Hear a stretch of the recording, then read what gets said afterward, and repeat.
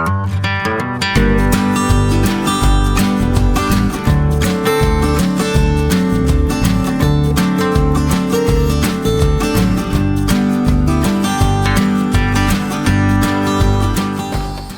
y'all, Jeff here with Jeff's Cars and Garage, and welcome back to another video. And I think I need to change the name to this channel. Remember, I don't know if some of you have followed, used to be my buddy Tom and I had the Idiot Car Guys. Well, you know, that because of the content, it was a struggle to get him the content, for him to upload it and all that. We kind of got rid of the channel, but I kind of kept going because it's kind of a enjoyable hobby to me in a way. But I think I'm the ultimate idiot car guy. So a little backstory. This car I was going to put in a put in a show. This is my 91 300 SL. I was going to put it in a show this morning. Registration begins at 9 o'clock. I'm not there. And I took it up to our local gas station to get the tires rebalanced. So this car hasn't been on the highway that much. I mean, I've almost gotten to Herman and back. And it's funny that you know, the tires, I think they have some flat spots on them, and the guy at the gas station that balanced the tires said yes, there's some flat spots, but he balanced them, and I was driving the car home, and right in front of the house, right straight, I mean, take a beeline, right straight across. As I'm getting ready to turn to come down the street over here, the car dies. Going great. So I'm coasting along, and then I coasted into the alley, and this is where she coasted to. Wouldn't restart. I'm thinking, this is crazy. And if y'all remember, go back a year or so ago, you know, the fuel gauge doesn't work on this, but I had a similar issue. And well, it was out of gas. And if you kind of remember the video, and there's a, hopefully I can get a small clip in there, but after I put gas in it, the car started. So after laying in bed last night, I'm thinking, you know, I had taken this up to the gas station after that point and put some gas in it, but it wouldn't take but about 2 gallons worth after the 5 gallons. I thought, well, it's full. Maybe it wasn't. And so we're going to test the theory today. I'm going to put some gas in it. I went and filled up a gas can, and I'm going to pour some gas in it, and then we're going to see if it starts and runs. Right now, it will not start. So let me get my funnel.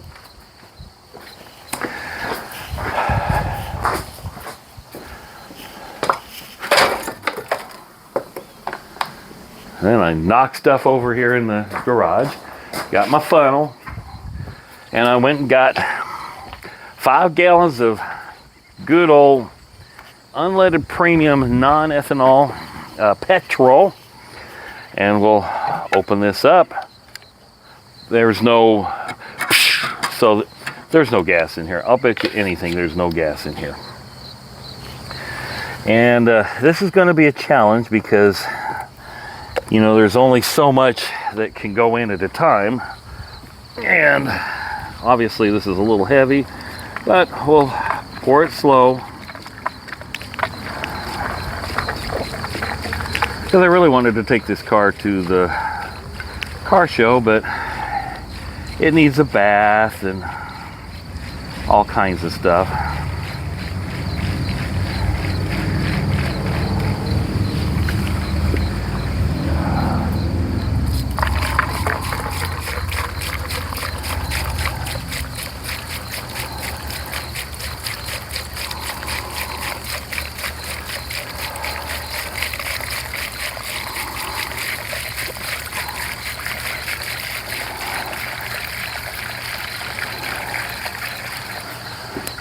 That's hard on the arms.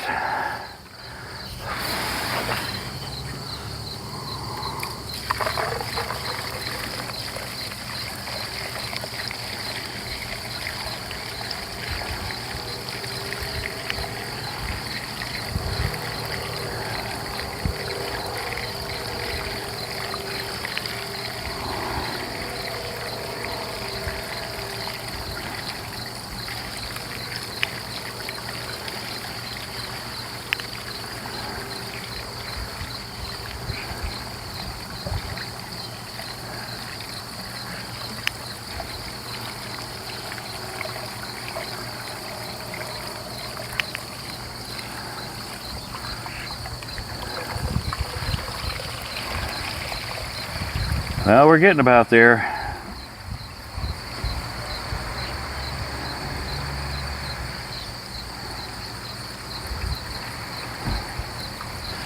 Whoa, whoa, whoa, whoa, whoa, what's going on here?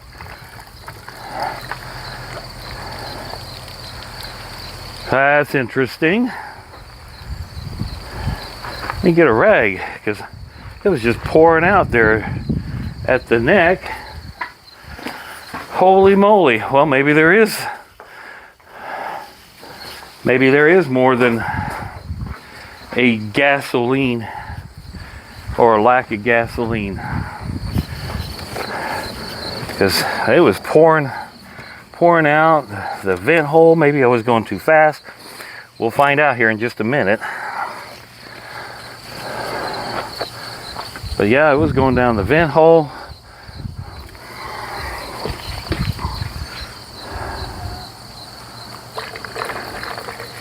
Yeah, it's full. This thing is full. Interesting. So the theory of no gas is well, it's got a full tank of gas. And this is what it did at the gas station when I went to top it off.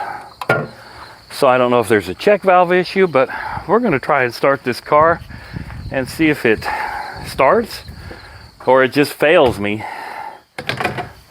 And then we'll have to wait and see if old Jose can figure it out, old Yui, because then it's got to be something electrical.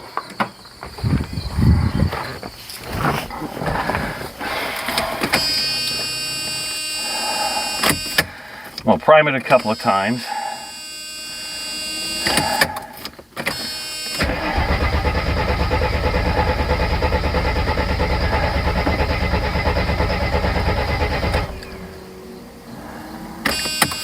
Yeah, it's just not.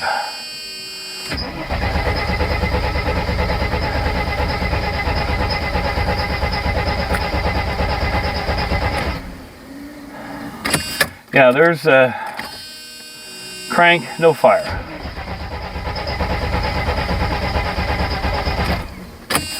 All right, well, there we go, folks. There is no fire. So, chances are we're gonna have to figure out, maybe there's a blown fuse for the fuel pump. But one thing for sure, I do know I'm going to have to charge the battery because it's getting weak. So that's what I'm going to do. I'm going to put the battery charger on it and let that charge for till my daughter and Yui get here, and we'll just go from there. So failure. Here we go. Once again on this 300 SL Mercedes-Benz. By the way, my wife found a car that she would like, since, you know, if you know the story or paid attention to the story, the 1972 350 SL she claimed, well, she liked it because it was red. She doesn't much care for it now that it's white. And so she found another car that she would like to have, and I'm going to show a brief picture of it right now that she would like for me to buy. Put your thoughts down below. Give me your comments, what you think. You know, it's probably about the cheapest 2002 Thunderbird around right now. It does have 130 some thousand miles on it. It does run. It does drive. It does have some suspension noise, which, you know, it concerns me. I did do a little research on the car. Again, here's another sneak preview of the car. It has a Jaguar engine and Jaguar suspension. Could be costly on the repair side of things. Put your comments down below. Tell me what you think, if I should buy that car, and maybe what price should I offer it for. They're asking $5,500. Thanks for watching. Have a great day, and join us on the next one.